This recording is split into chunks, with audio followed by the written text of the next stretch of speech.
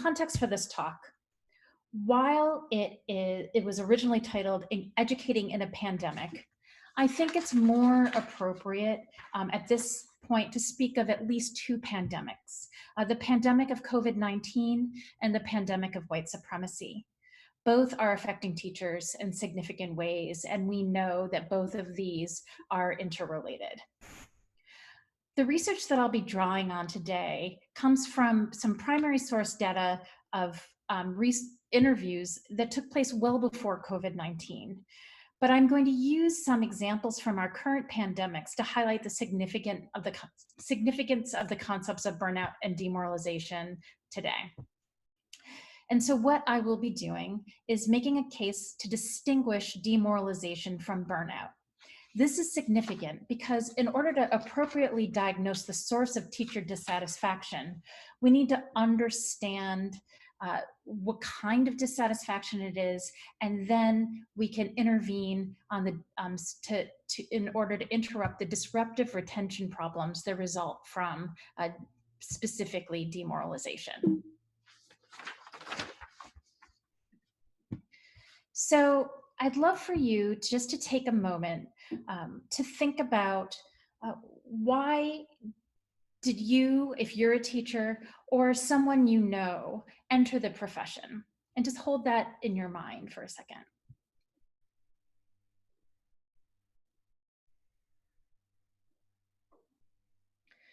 And so you may have come up with ideas such as giving back to the community, or fostering a capacity for critical thinking, or developing an appreciation for the beauty of mathematics. All of these are what I call moral motivations. They invoke a sense of goodness, rightness, or justice that extend beyond the self of the teacher.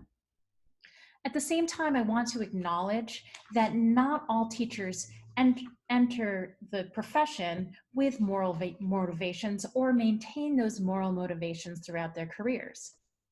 For instance, you might know someone who said, I went into teaching because it fit my schedule, or summer's off.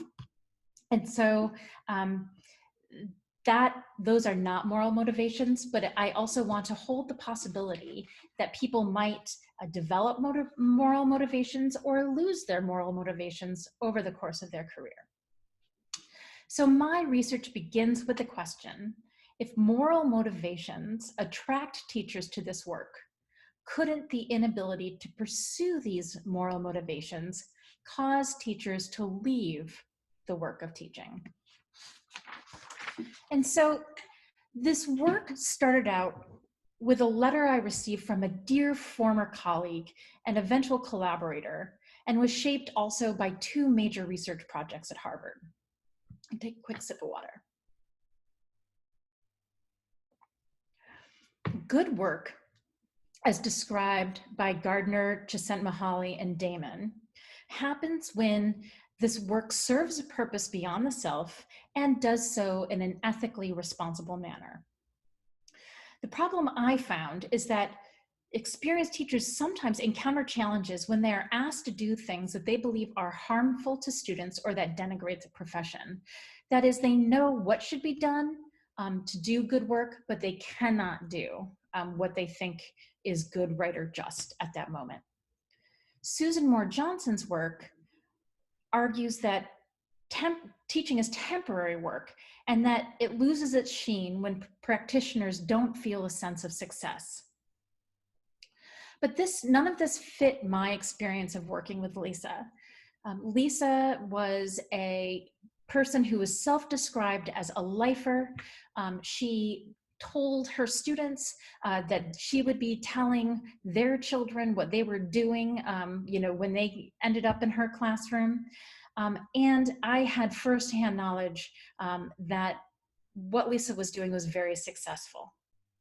But what Lisa wrote to her colleagues when she was explaining why she was resigning is she said, I haven't been teaching the way I want to the last couple of years. I felt like I was becoming less good.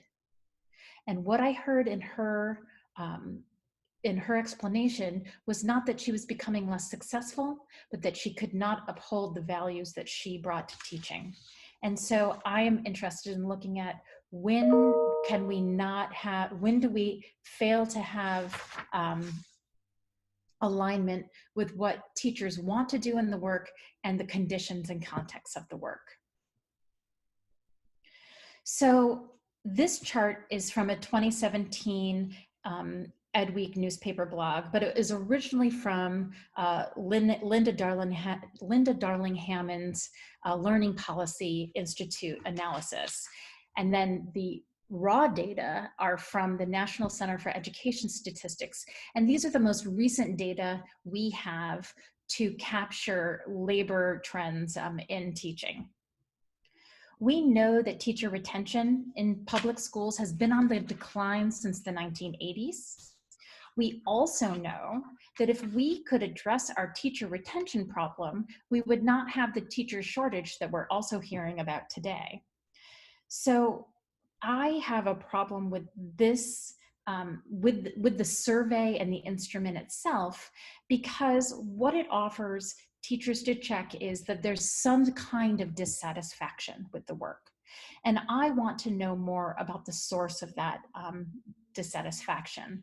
This instrument does not give us a sufficiently fine-grained account of teacher dissatisfaction.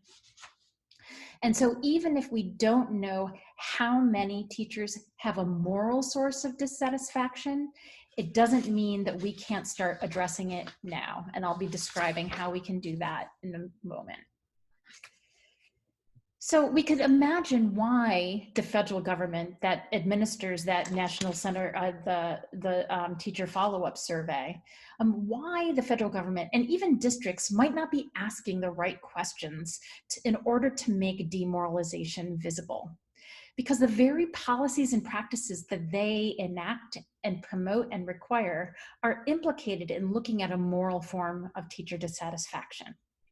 And so when I talk about demoralization, I'm breaking the word down in a somewhat rudimentary way, looking at the root and prefix to be taken away from the moral rewards of the work. So what I'm interested in is what makes teaching good, and then why can't you access what makes teaching good? So the book that I wrote on this is based on interviews with 23 teachers with 5 to 35 years of teaching experience. At the time of the interviews, all were still teaching. And at the time of publication in 18, maybe 19, one had left to pursue a doctorate in a prestigious program. And then one left because they could not find a way to do good work. They just couldn't find ways around the context that were constraining them. And then one teacher was let go after more than 20 years of service due to the provisions of Wisconsin's Act 10. Luckily, this teacher who was also the primary earner in his family, he was able to find a new position. I would say of those 23 teachers, that 8 had experienced remoralization that I'll get to in a bit. 17 were experiencing demoralization, and you'll see that that number exceeds 23 because some met both conditions. But the questions I asked them were primarily focused on what is good work in teaching, when are you embodying good work, and what prevents you from engaging in good work. So for experienced and less experienced teachers, burnout is the ubiquitous narrative about why teachers leave. You can see all over the place. Let's avoid burnout. Let's stay away from this. And I think that that is a problem. And we need to expand our notion of the sources of dissatisfaction to include demoralization, not only burnout. So I think that serious damage can occur when we mislabel demoralization as burnout. That creates degrees of shame and frustration in teachers that could actually move them out of the profession and classroom rather than helping them to better understand what they need to do and what the conditions, how the conditions need to change in order to feel good about their work. So the symptoms of demoralization look remarkably like those of burnout. depression, exhaustion, frustration, but the sources are distinct. And it's only by accurately diagnosing the problem that we can offer a viable remedy. And what's more, by misdiagnosing the problem, as I said, we may contribute to educators' distress. We suggest the problem is them rather than the context and conditions of the work. Burnout suggests that the teacher is at fault for failing to properly conserve limited resources. If we take the metaphor seriously and look on the right and see the candle burning down, burnout suggests that teachers are apportioned fixed and finite resources that are their duty to protect. If those resources are squandered, then the wick and wax are used up and the flame is extinguished or burned out. Imagine you get, the 30-hour candle and you just go for it and let it burn all day. Well, that's on you that you didn't just, let the nice smell come out and then, snuff it so you could enjoy it another day. Here's another piece that I have a problem with in burnout. There's really no coming back from burnout, as you can see from that focus on avoiding and preventing it in the first place. There's nothing to bring back. And so the locus of the problem is with the teacher's self, and the remedy that we seem to be suggesting with all of those sort of recommendations that come out is that it's about the inside job of making the teacher's self right. And if you don't succeed at that inside job, then there's something wrong with you.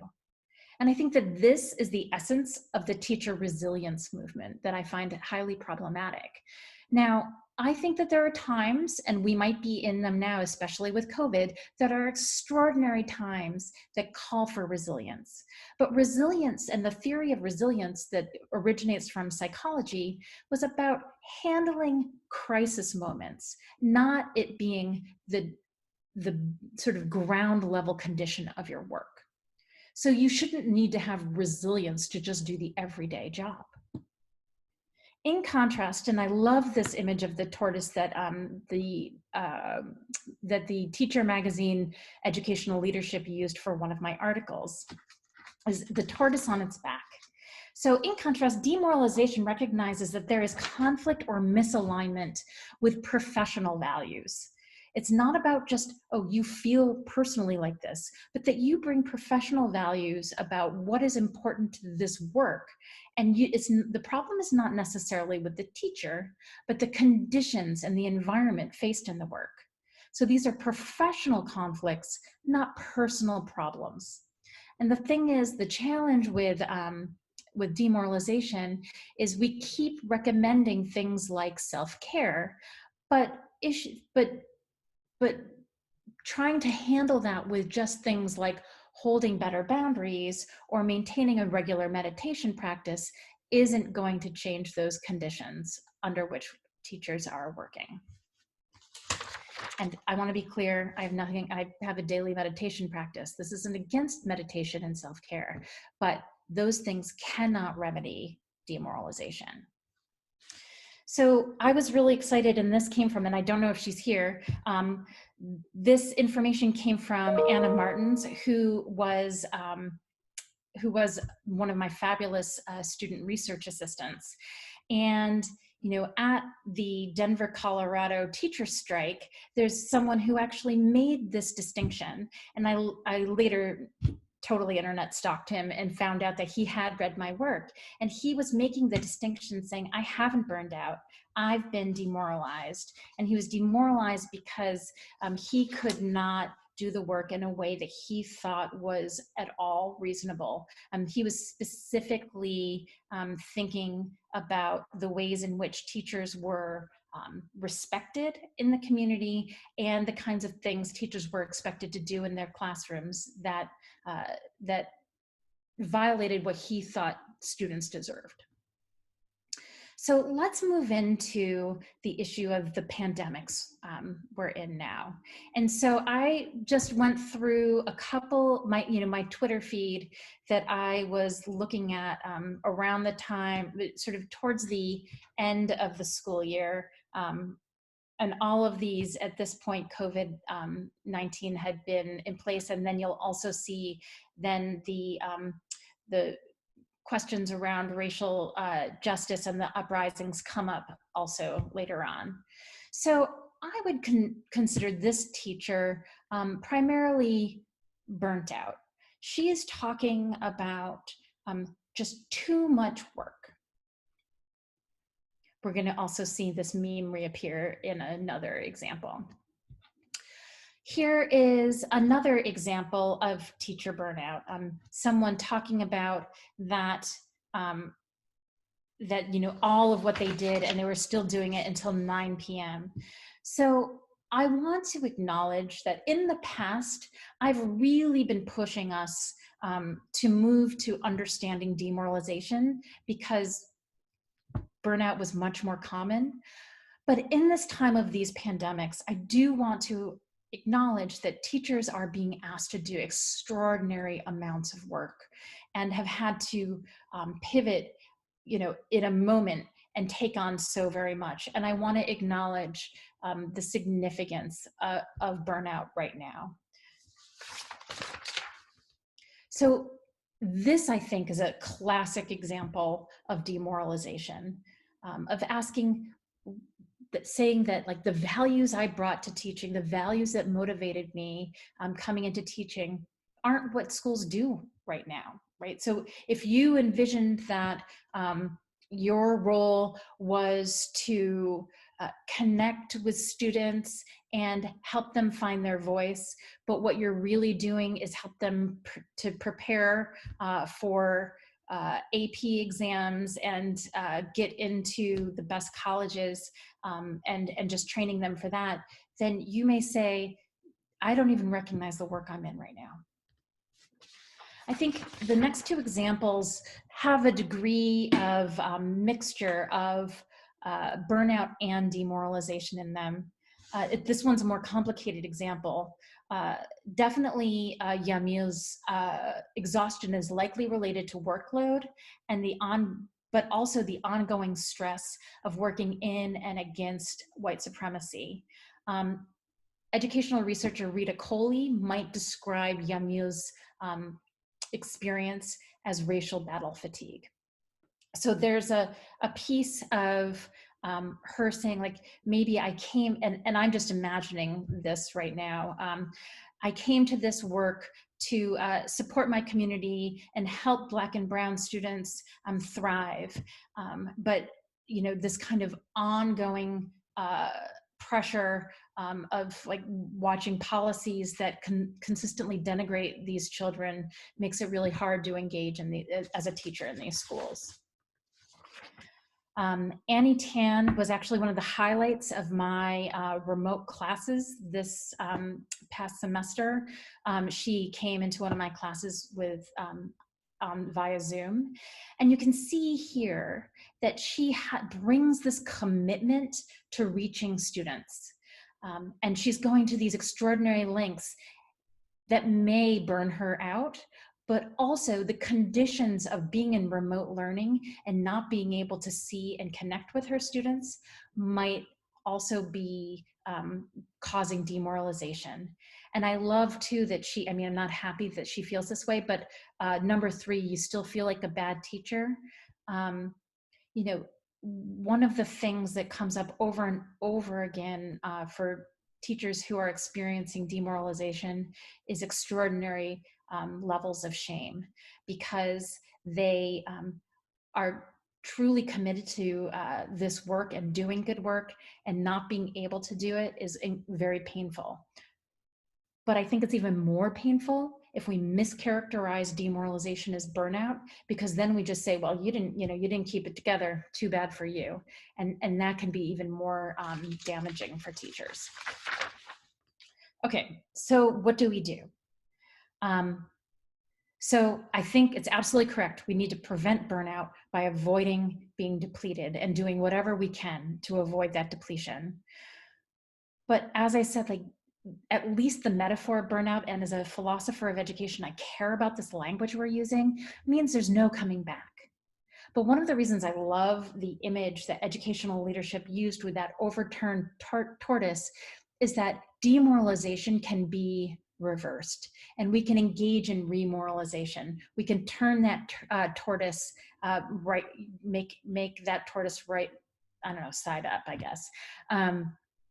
But the other piece of it is, it's not a job that the tortoise can do alone. The tortoise can't right themselves. And if there's a biologist in here that's going to say, yes, they can, then I'm sorry. But my understanding is they can. So we need something else. And so remoralization occurs when teachers are able to reestablish the moral rewards of their work.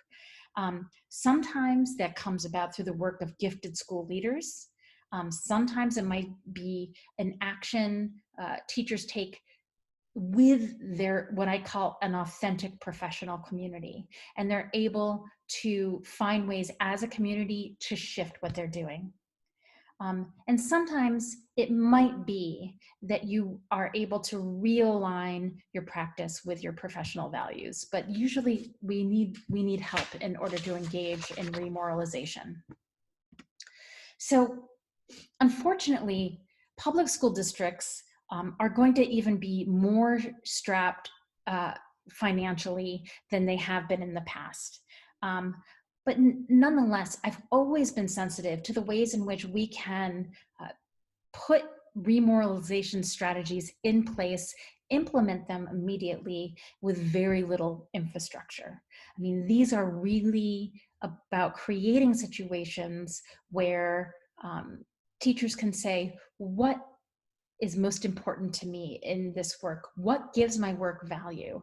And work together to enable that to occur.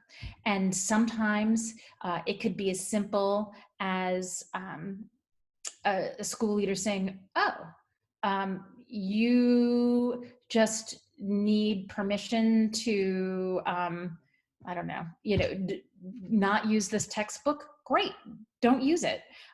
Start creating, doing the lessons that engage students in this work. Sometimes it can be very simple.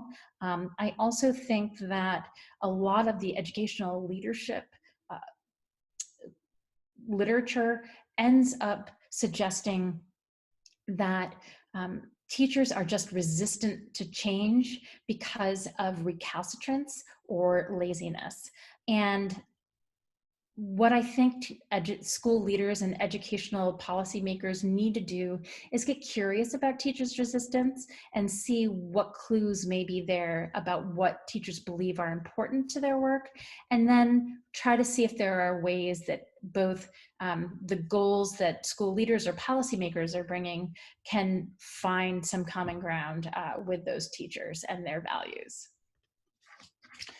I think that this was shared with you all because it is fairly small, and I'd like to put this in the hands of as many teachers as I can. This set of strategies was compiled from the original group of teachers whom I'd interviewed. And while some of these will be appropriate in the pandemics that we have, others demand much more of teachers than is possible at this extraordinary time. But no matter what, in terms of trying to find remoralization, I encourage teachers and their allies to ask, what is most important to me as an educator? What makes my work good? And under current conditions, what are ways that I can sanely and responsibly live the values I bring to my work? In this figure, I want to be very clear that how teachers approach remoralization will depend upon their disposition and their context. Some teachers are rebels, are going to stand out there with the sign and let everyone know what they think. Some teachers are much more rule followers, but will be comfortable doing things like student-centered action and finding ways to continue to support students, even as they may face other kinds of challenges. Some things might depend on job security. Are you in a place where you can take risks or not? So there are many ways to engage in the work and take the actions that help to lead to remoralization. And again, I want to highlight that almost always remoralization requires help from the outside in shifting the context. And it might be the outside of one's authentic professional community, or it might be policymakers or school leaders who enable that to happen.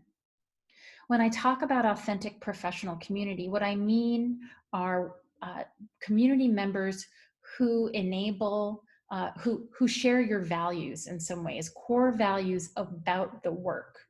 You might differ very much on values outside of work, but do you agree on a couple of values about your work? Sometimes authentic professional community won't be found in one's building or even one's district. You might find your authentic professional community on Facebook or Twitter, or maybe at a conference you attend once a year. The other thing I want to make, so the closer you go to the center where professional community is, the safer, more secure, and stronger I think the action is than when you're on the outside and sort of more vulnerable in those spaces. None of these strategies are meant to be more highly valued than others. And so that is the reason it's a circle, that teachers might see where they fit on there and pursue it. But again, I just want to say that I think there's more safety and strength as you move towards the center. So, while I have no answers for how to avoid burnout and demoralization during these pandemics, I'm certain, and I don't have answers because it's really going to depend on the context. But what I am certain about is that becoming more specific about the sources of dissatisfaction for teachers, especially the moral and ethical sources of dissatisfaction, give us an opportunity to re-engage some of our most committed educators and to address the nationwide problem of teacher attrition. So that is about a little over half an hour. I'm sure that there are questions about things that I've really glossed over, but maybe you have other questions that are related as well. So I'll be happy to take them. There's already one up there. I'm going to stop sharing my screen so I can see. Okay, and here we go. And so someone asked, can you tell us about your recent experience with distance learning, any best practices to share? And I was wondering if I was going to talk about the ways in which, I'm also someone who can both, I am someone who is eligible to both burn out and be demoralized. And so,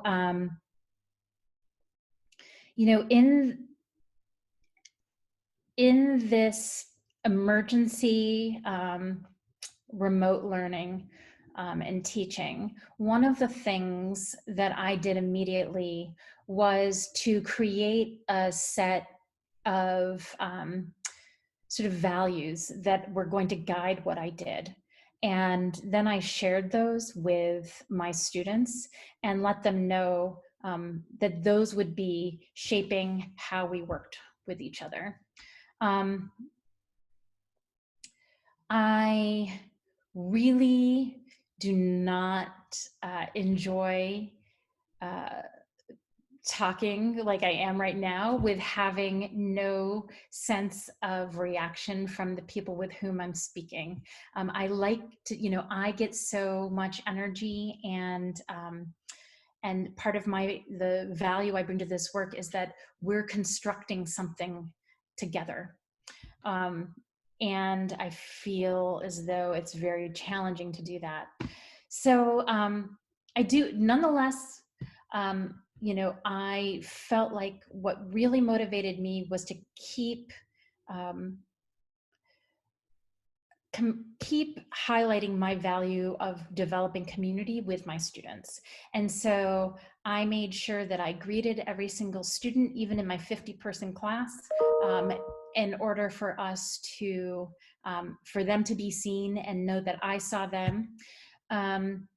I was able to use, I really liked the breakout room feature to allow students to come together and have conversations and come back out and report.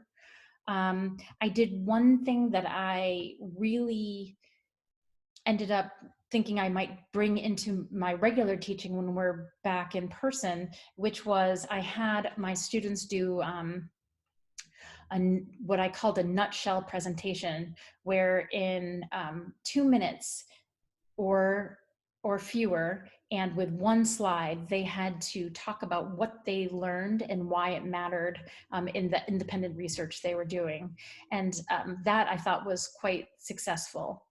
But you know, one of the things that motivates me most is advocating for students. And so even though I couldn't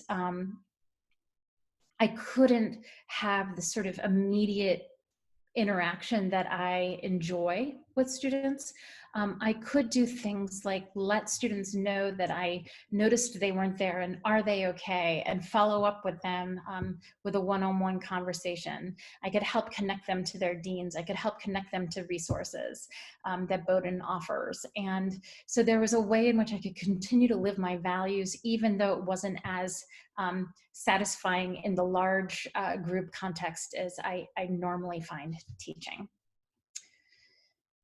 Okay. Carrie asked, I noticed that you said it could be helpful for teachers to partner with university professors in some way. Could you say more about why that can be helpful? Absolutely. So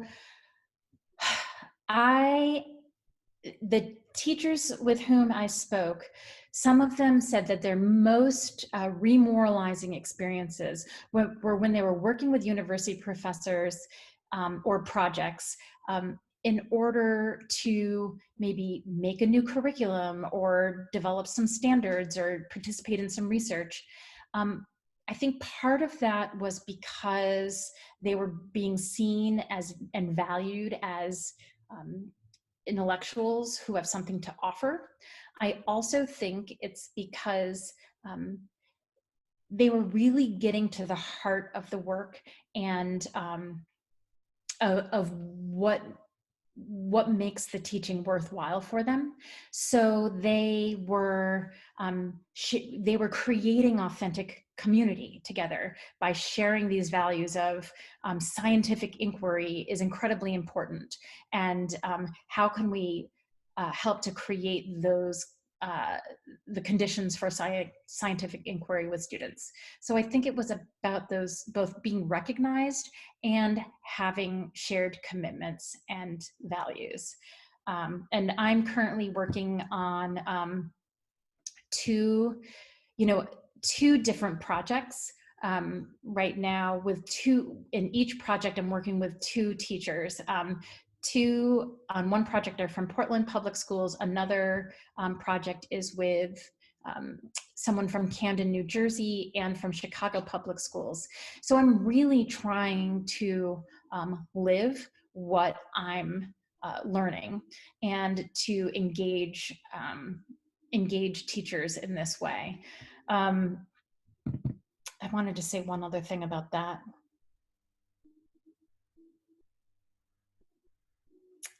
It's gone. Oh, I know what it was. You know, another thing that was very helpful for me to think about is that, you know, we rely in the education department, we have many classes, some of them that are associated with our teaching pathway, others that are with non-teaching pathway courses, but we rely on asking a lot of teachers to enable us to enter their classrooms or their schools, and or invite them to participate in our classes. And, you know, I used to look at that only as a burden. Oh, let's not ask them that. But what I have found through my research is that they have to say yes first and feel like they can take it on. But when they do, teachers end up being energized again by using those opportunities to articulate what commits them to this work, and then share what they know based on their values, and then also bring others in and find others who share their values. So we've done that with thinking about who we partner our student teachers with, but also this was part of the guiding the guiding purpose of our starting a professional development school partnership with King Middle School in Portland, and leading that up is a Bowdoin alum, Peter Hill. I don't know if he's here, but what we do is not only do we go into the school, but the teachers from King come to Bowdoin and teach portions of our classes. So really helping them to articulate what expertise they have and their values are really important to us. Okay, next. Chris asks, it seems to me that the upcoming remote and hybrid learning setup for 2020 creates an opportunity for 1, social emotional learning and literacy development, and 2, learning for its own sake, independent studies instead of curriculum coverage. This, of course, would require local and statewide relaxation of standards. Maybe we will discover more in-depth learning. I'm an urban high school teacher. What do you think? Yes, Chris, we would be part of an authentic learning community together, because I really share your commitment, and what I hear you saying is this learning for its own sake. In my first year seminar that I was teaching, I had already worked with the students to make a decision to not use grades throughout the course, and to then we could determine grades together at the end. So when Bowdoin went to credit, no credit, my students were like, hey, we'd already decided that.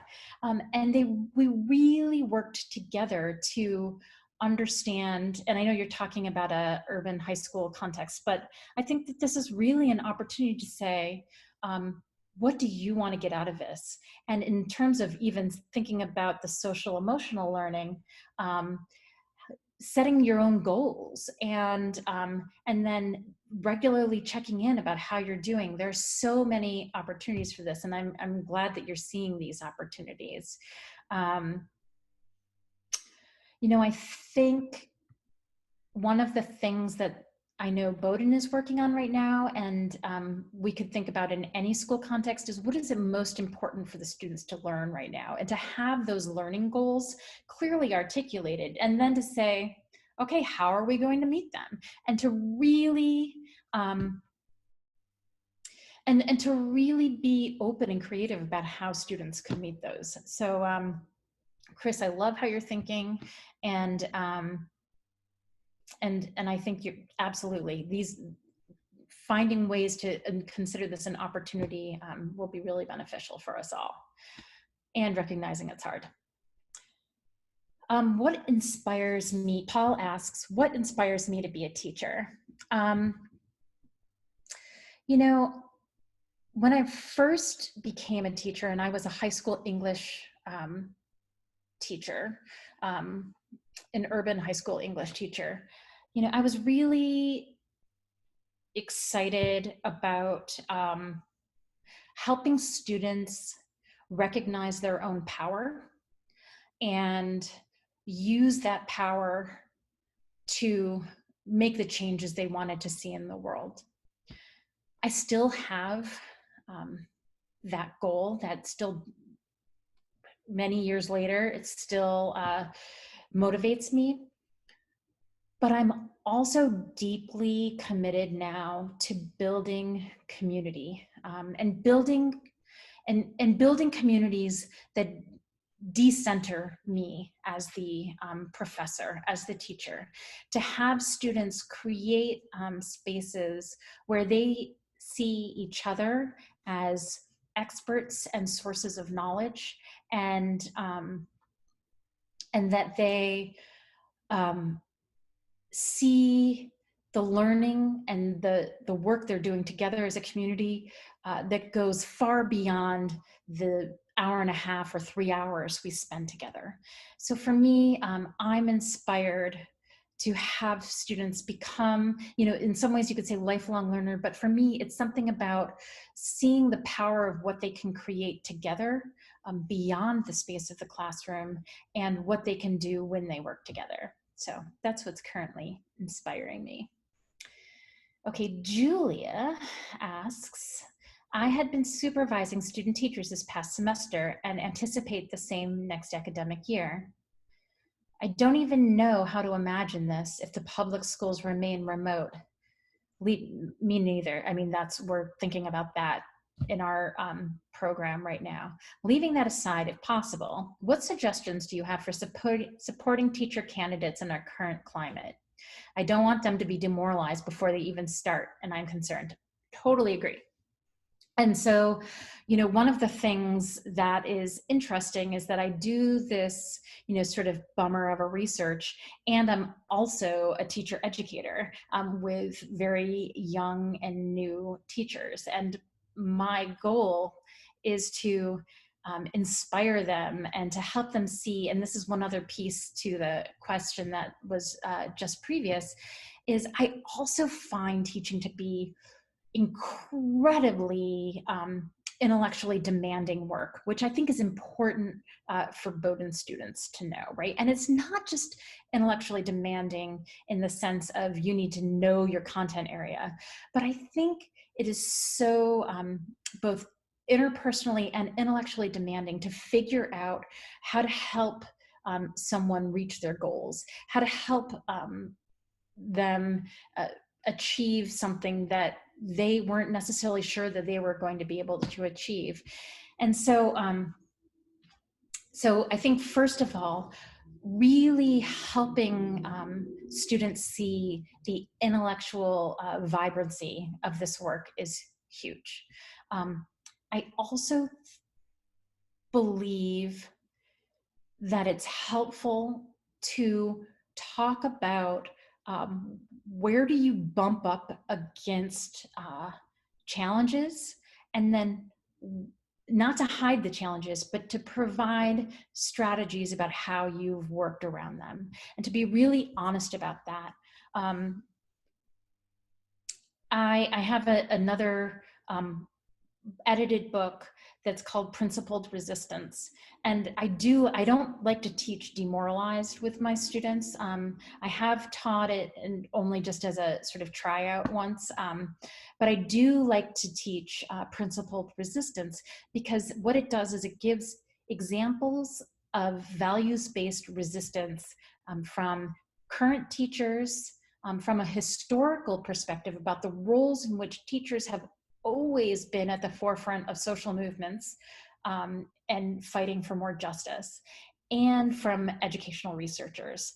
And so I think whenever we can equip students with both a longer view of how teachers have and educators have worked towards, have sort of navigated around challenges, and at the same time,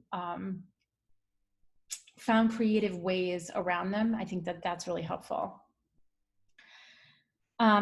Oops, there was a second part of that question, but I think it was about a distinction between teachers and administrators, and I can't remember the whole bit of it, but what I will say is I talk about teachers, and sometimes there are conflicts between teachers and administrators, but I don't think that is inherent. And I've spoken with many administrators who say, where's the demoralized book for administrators? And I've never been an administrator, so I don't feel like I have that inside understanding that I get when I talk to teachers. So I really think that there should be an administrator who writes the demoralized book for administrators. Okay, Linda asks, what professional organizations do you recommend teachers join in order to be around individuals that will encourage them to continue to grow and develop in their practice? Oh, that's such a great question. So I think that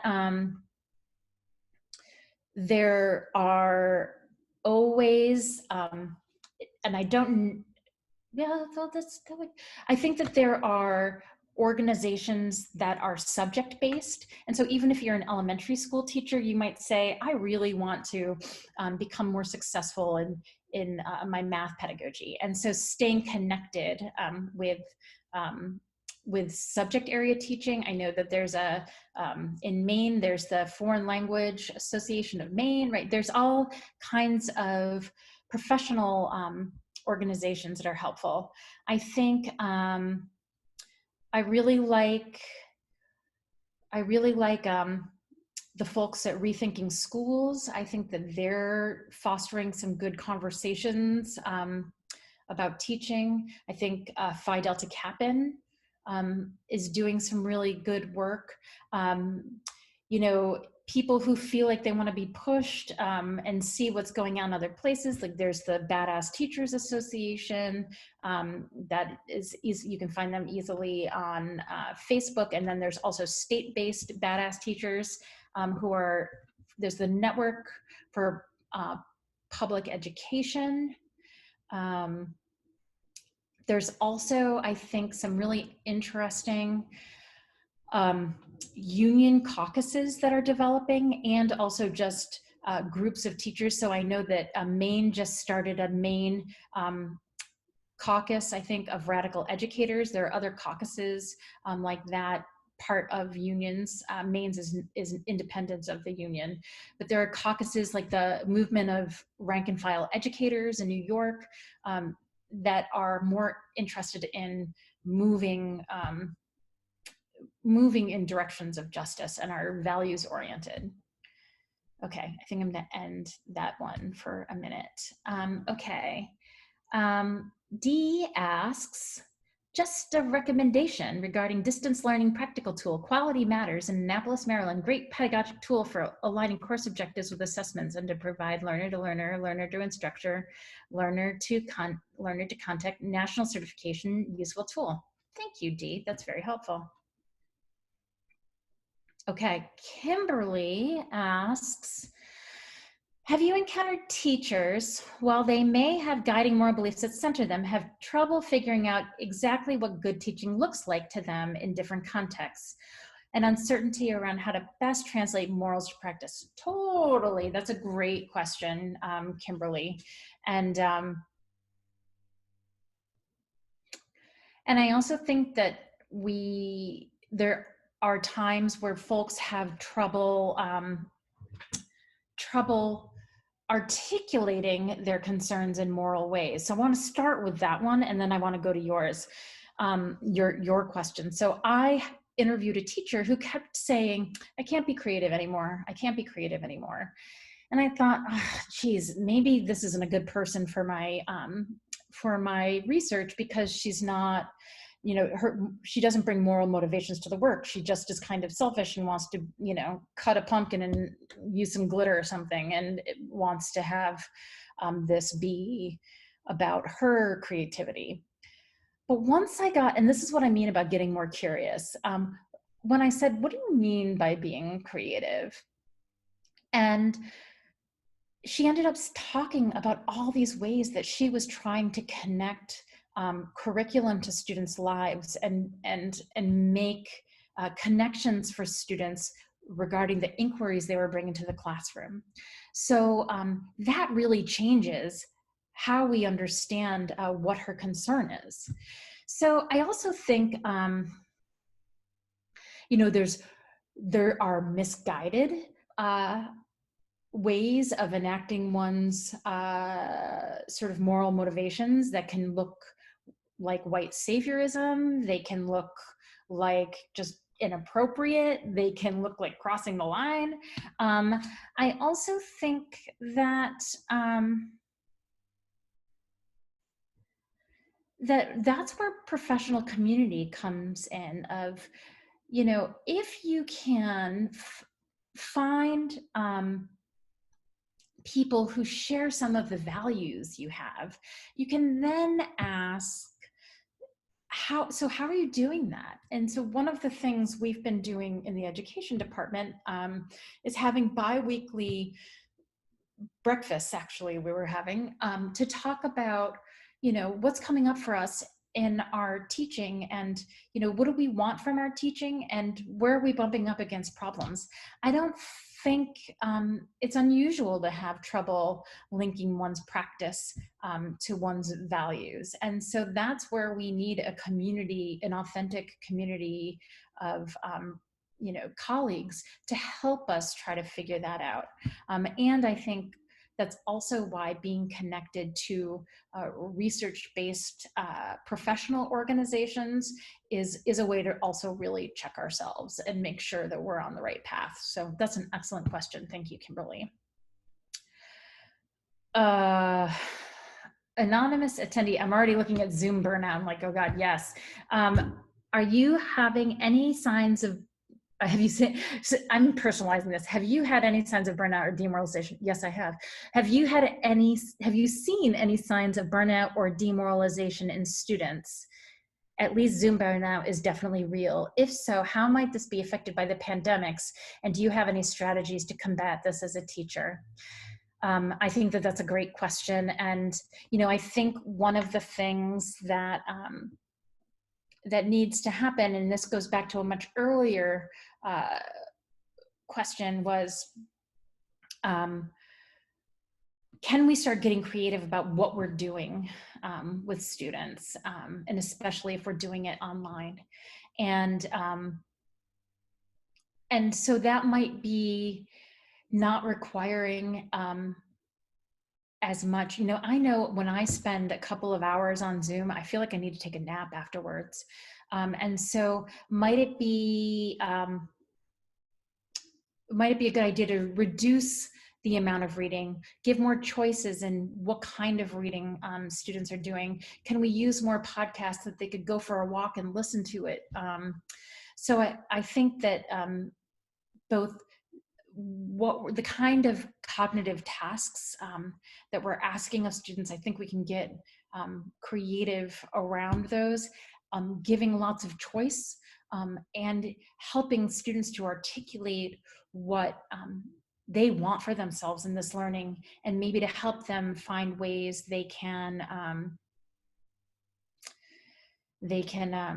meet those goals with our help.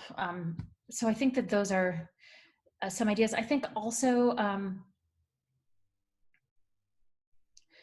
have I seen any signs of burnout and demoralization? I mean, again, going to that issue of community, a lot of students are painfully missing being together and being in community. And so can we find ways and times to facilitate that community for them? One thing that some of the students in my first year seminar did, and I can't take credit for it, they started a sort of theme of the week of like, dress as your favorite sitcom character, or so there was some little fun bit that was bringing us together, that wasn't only the content each day, but then we were really doing the content too. So that's one way I think I'm seeing the burnout, and I think that demoralization is that deep loss of their peer community is hard. Okay, I think we have time for one more. And I'm going to look at Adrian's question, and I don't know if this is the Adrian, I think it is. Do you have any recommendations for new teachers who work within a school community where veteran educators are experiencing demoralization? And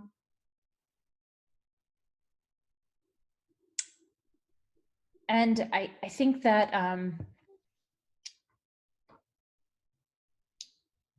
there are bits of this where I think it's important to engage in self-preservation. And then I want to say the sort of be a Bowdoin leader and work to transform the situation after that.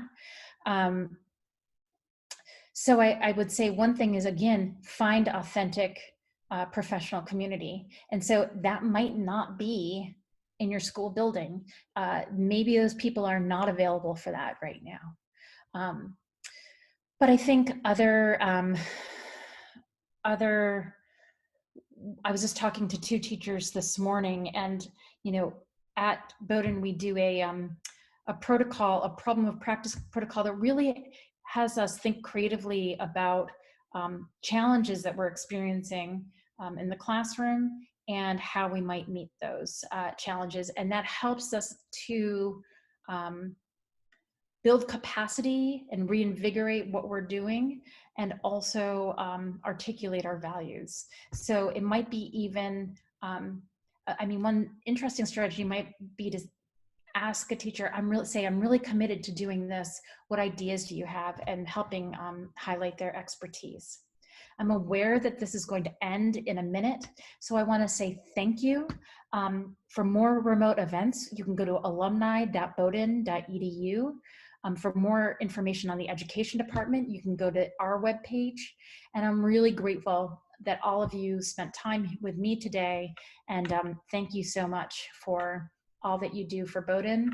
And looking forward to see you maybe in person sometime. Thank you very much.